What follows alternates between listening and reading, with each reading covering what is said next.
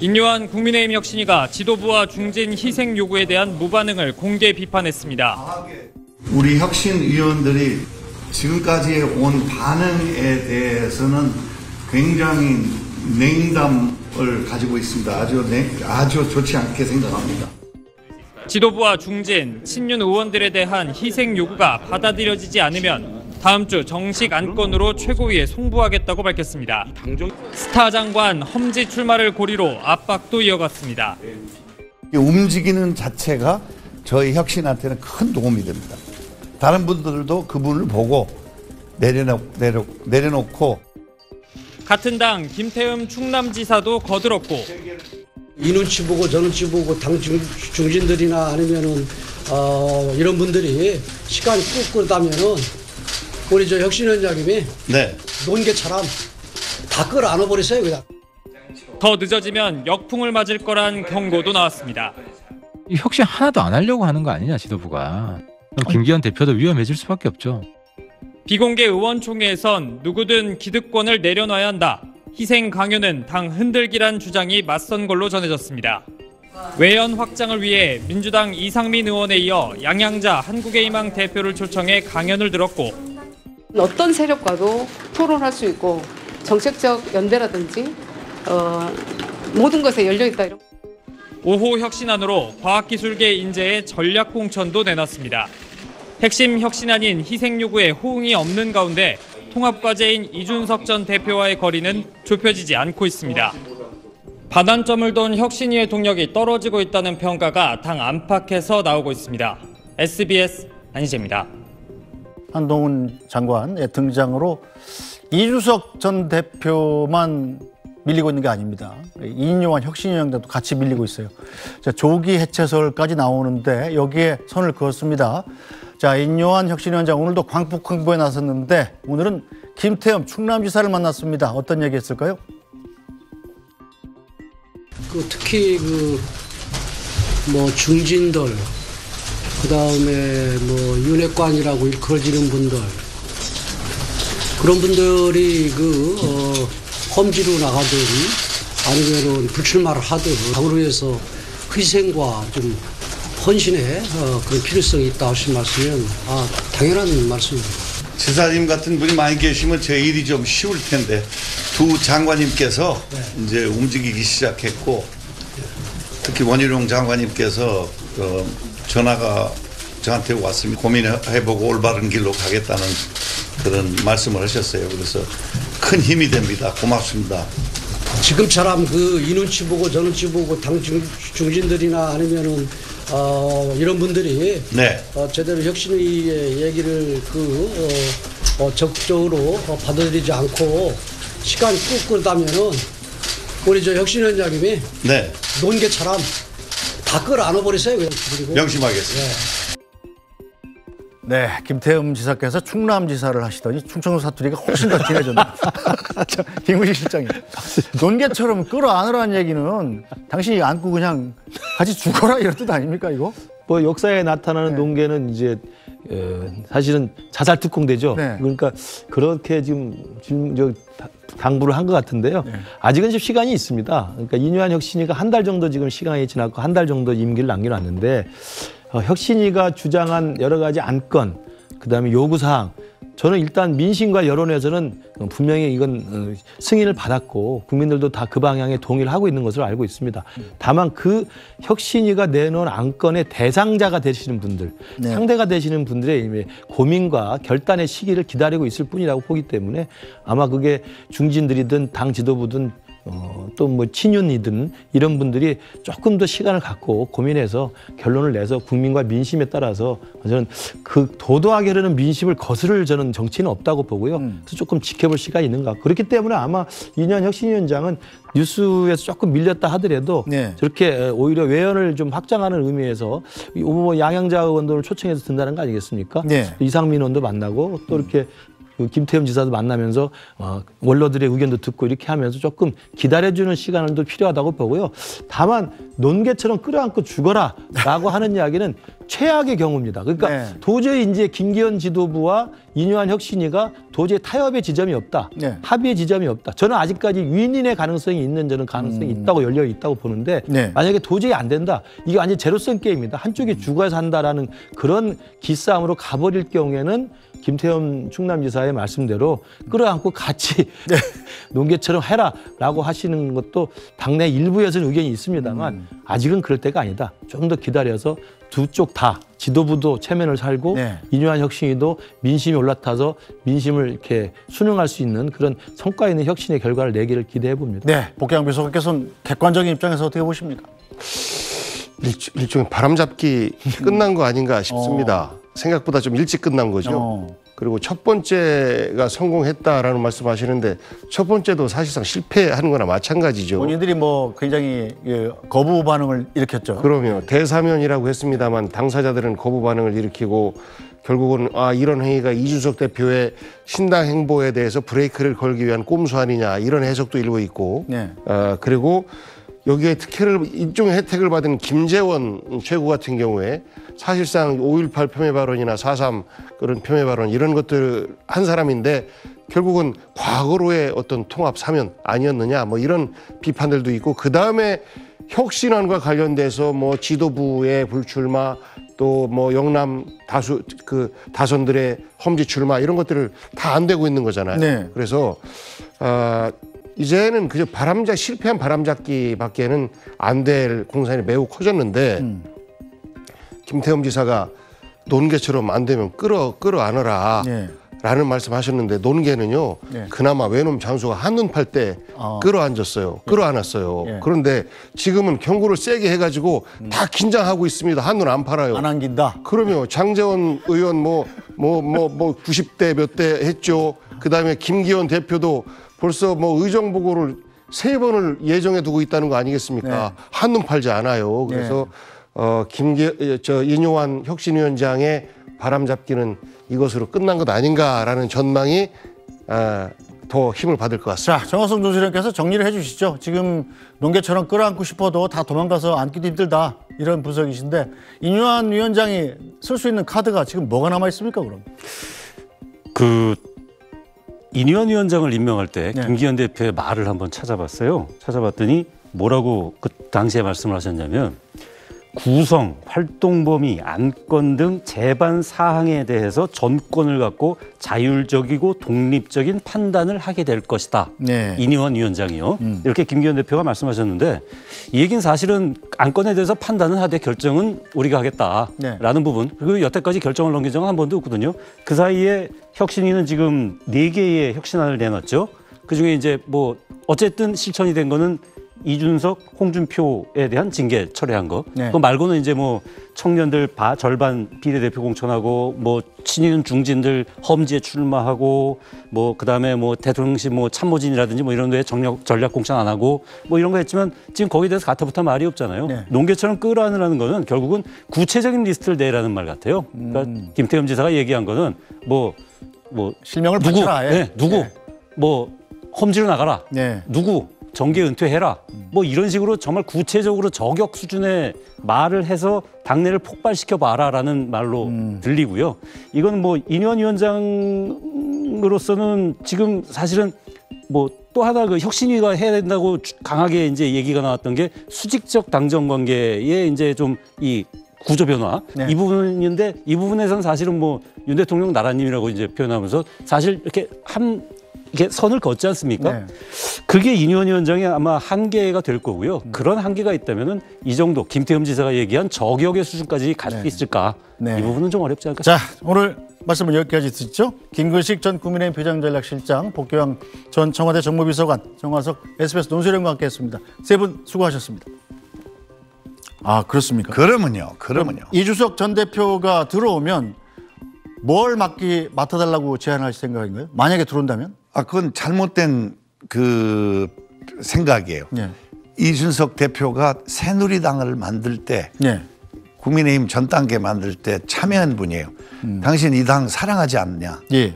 어떻게 가야 되냐? 뭘 당신은 고칠 거이 뭐고 당신은 기여할 게 뭐가 있냐. 이거를 어떻게 돌리면 되느냐. 나 좀 도와달라. 네. 이거를 정치정이 스승한테 물어봐야지. 내가 무슨 뭐 이거 줄게 저거 예. 줄게. 그건 제 권한 바뀌고 그러나 그분이 뭘 원하는지는 잘 파악해서 제가 당 대표한테도 그랬어요. 그분에 대해서 우리가 귀를 활짝 열고 네. 듣자. 그 당 대표도 그 우선 소통에 대해서는 네. 아주 부정적 아니에요. 절대로. 네. 절대 아닙니다. 언제고 이준석 전 대표가 마음만 돌린다면 활짝 받아들이겠다. 아, 그럼요. 네. 유승민도 그렇고 네. 하태경 그 의원도 그냥 막 여기서 막 던지고 여기서 던지는데 네. 아이 그 동생은 내가 참 좋아해요. 그 박근혜 정권 때 같이 있었어요. 어디 같이 통합 있었죠? 그 뭐라고 하나요? 예, 국민통합위원회. 예, 거기에 같이 있었는데 그건 이제 좀 동생 형을 잘 좀 뭐랄까 우리가 좀 생각을 그러고 그 동생은 수도권에 나오겠다 그래서 내가 전화해서 내가 고맙다 그랬어요. 당신이 처음으로 움직여준 사람이니까 좀 귀하다 고맙다. 근데 다른 중진들은 안 그러지 않습니까? 예를 들어서 뭐 같은 부산의 장재원 의원 같은 경우는 막 버스 40몇 대씩 동원해서 이렇게 나 부산 안 떠난다 이렇게 선언을 해버리잖아요. 저는 그 일하고 우리 일하고는 별 연관이 없다고 생각해요.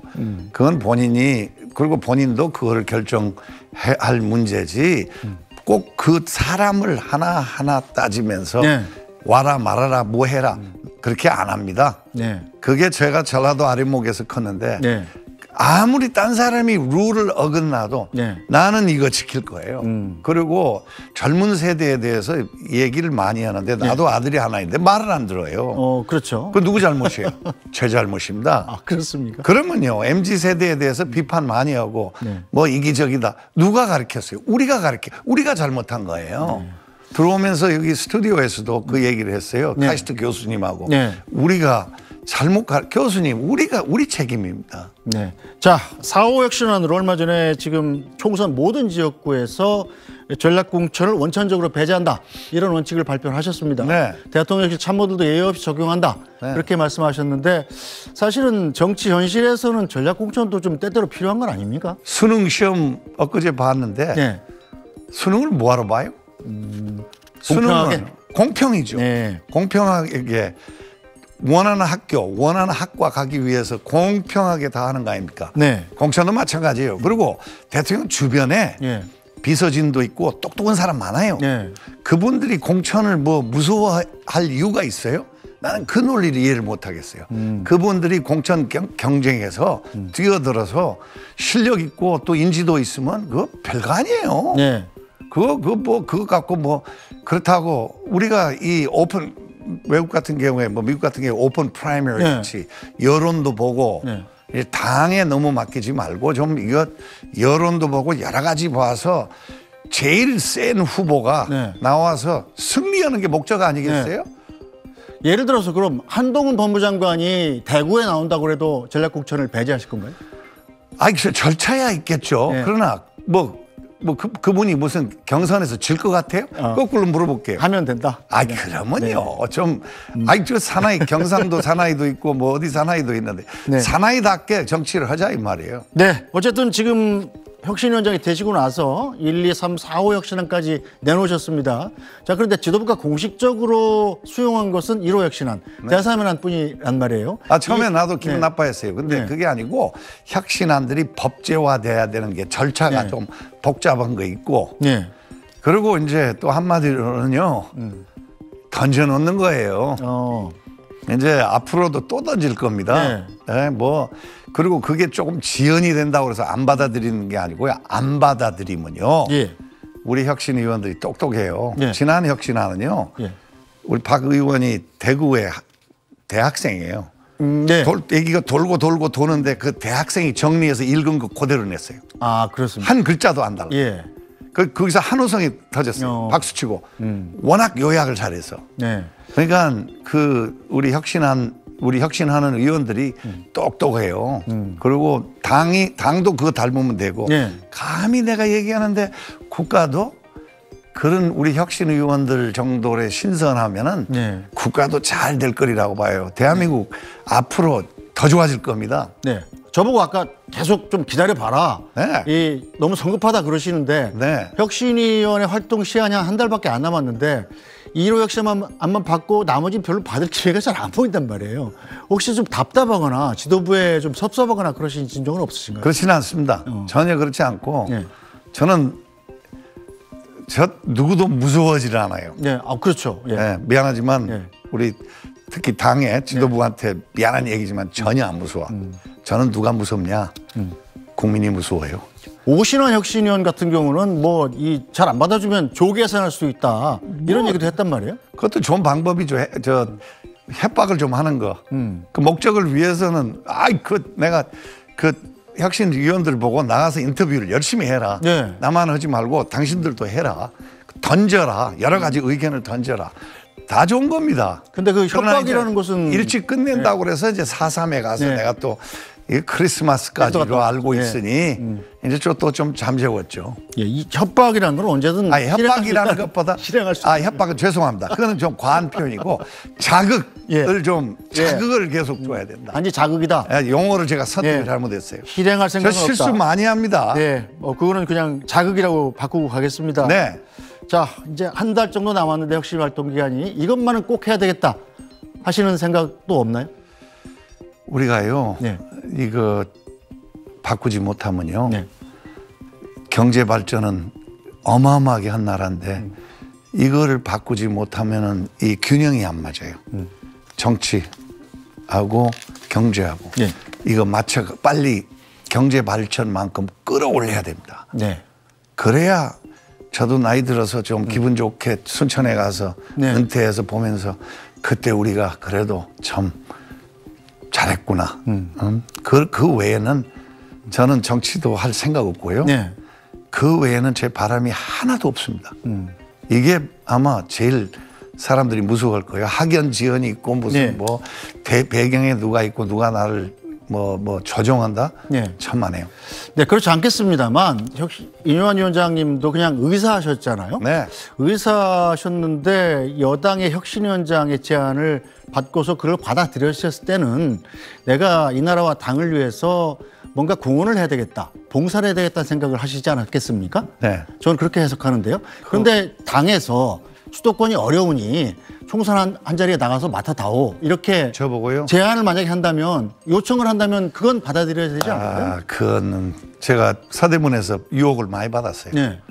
근데 그거는 아니라고 생각합니다. 왜 아니라고 생각하십니까? 그것도 공헌? 이게 혁신안이 성공하려면 제가 좀 무슨 쓸데없는 욕심을 내려놓고 후퇴를 해야 힘을 얻어요. 왜냐하면 한두 달이 아니에요. 계속 혁신해야 됩니다. 네.